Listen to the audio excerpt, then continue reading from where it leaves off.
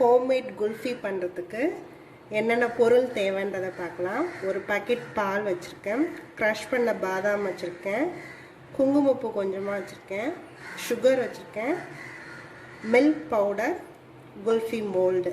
இந்த பாலை நம்ம நல்லா சுண்ட காய்ச்சி இது வந்து நல்லா திக்காகி இப்போ இருக்கிற அமௌண்ட்லேயே இது அப்படியே குறைஞ்சிடணும். இந்த பாதி அமௌண்ட்டாக இது குறையிற வரைக்கும் நம்ம இந்த பாலை காய்ச்சணும். ஃபஸ்ட்டு இந்த பாலை நம்ம காய்ச்சிக்கலாம். இப்போ நம்ம பாலை அடுப்பில் போட்டிருக்கோம். இந்த பாலை நல்லா காய்ச்சணும். நல்லா இது திக்காகி இது கொஞ்சம் நல்லா ரெடியூஸ் ஆகணும்.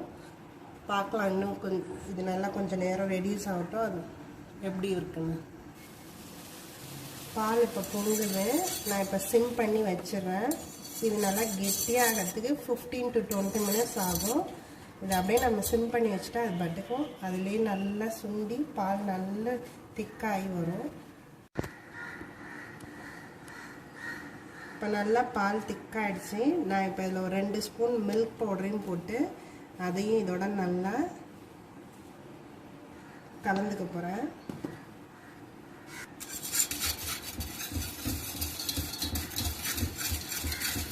மில்க் பவுடர் போடுறது வந்து நல்லா திக்காகிறதுக்கு மட்டும் இல்லை, கொஞ்சம் டேஸ்ட்டும் நல்லாயிருக்கும். கொஞ்சம் வெறும் மில்காக ராவாக இருக்கிறத விட இது மில்க் பவுடர் கொஞ்சம் ஆட் பண்ணால் அது டேஸ்ட்டு குல்ஃபி டேஸ்ட்டு நல்லாயிருக்கும். அதுக்காக தான் மில்க் பவுடர் நான் ஆட் பண்ணியிருக்கேன்.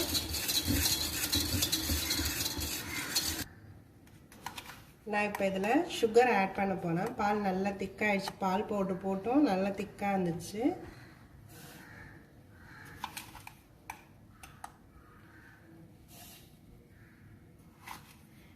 நான் இந்த கரண்டியால் 2.5 அளவுக்கு போட்டிருக்கேன்.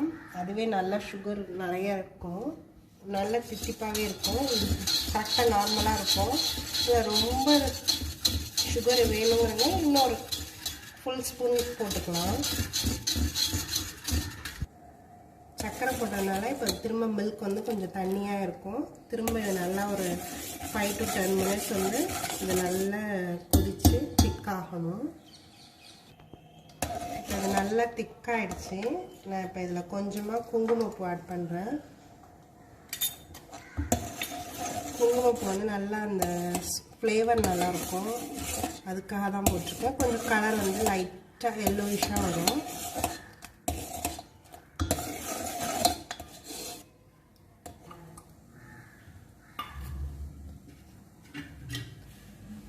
நல்லா மிக்ஸ் ஆகிட்டு நான் இப்போ நிறுத்த போகிறேன். நான் கொஞ்சமாக இப்போ பாதாம் கொஞ்சமாக போட்டுக்கிறேன்.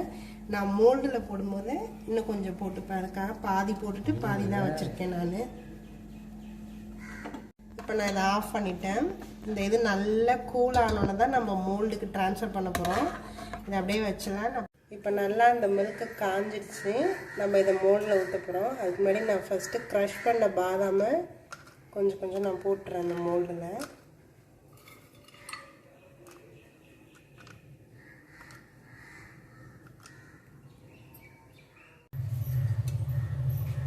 நான் ஒவ்வொரு மோல்லையும் கொஞ்சம் கொஞ்சம், ரொம்ப ஃபுல்லாக இது பண்ண வேண்டாம், ஃபில் பண்ண வேண்டாம்.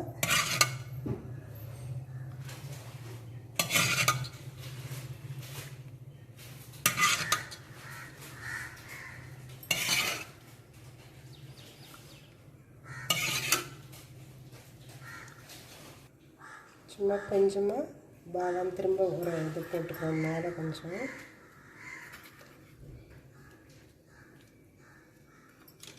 இப்போ நம்ம மோல்டை மூடிடலாம். இது ரொம்ப சிம்பிள் தான். நம்ம இந்த சம்மருக்கு வெளியில் வாங்குறத விட நம்மளே பண்ணி இப்போ அதை நான் ஃபில் ஆகிறதுனால கொஞ்சம் மேலே வந்திருக்கு. ரொம்ப ஃபில் பண்ணாமல் லைட்டாக ஃபில் பண்ணால் போதும். மோல்டு இருக்கிறவங்க மோல்டில் இது பண்ணலாம். இல்லைன்னா வீட்டில் நம்ம டம்ளர் வச்சுருப்போம்ல, நம்ம அந்த டம்ளரில் ஊற்றிட்டு நம்மள்ட்ட ஏதாவது ஸ்டிக் இருந்துச்சுன்னா அது நல்லா கழுவுன ஏதாவது வீட்டில் மரம் இருந்துச்சுன்னா அதில் கூட ஒரு குச்சி நம்மளே பண்ணி அதை நல்லா கழுவிட்டு டம்ளரில் கூட குத்தி வச்சு அப்படி கூட நம்ம பண்ணலாம். இப்போ ரெஃப்ரிஜரேட் பண்ணணும். இப்போ நான் வச்சு ஒரு நைட்டு வச்சா மார்னிங் இது ரெடி ஆகிடும். இல்லைன்னா ஒரு 6 ஹவர்ஸ் மேக்ஸிமம் ஒரு 6 ஹவர்ஸ் இது வந்து ரெஃப்ரிஜரேட் பண்ணால் தான் அது நல்லா செட் ஆகி வரும். இதை நான் இப்போ ஃப்ரிட்ஜில் வைக்கிறேன்.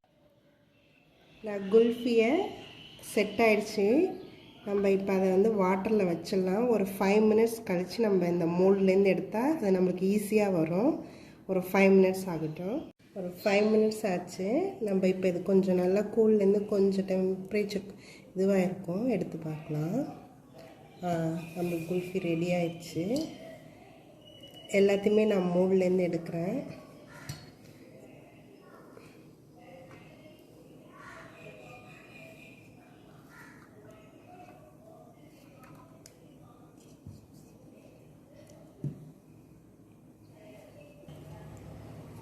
குல்ஃபி இப்போ ரெடியாக இருக்குது. இது மாதிரி ஹோம்மேட் குல்ஃபியை நீங்களும் செஞ்சு பாருங்கள். இது ரொம்ப ஈஸி தான், ஹெல்த்தி கூட.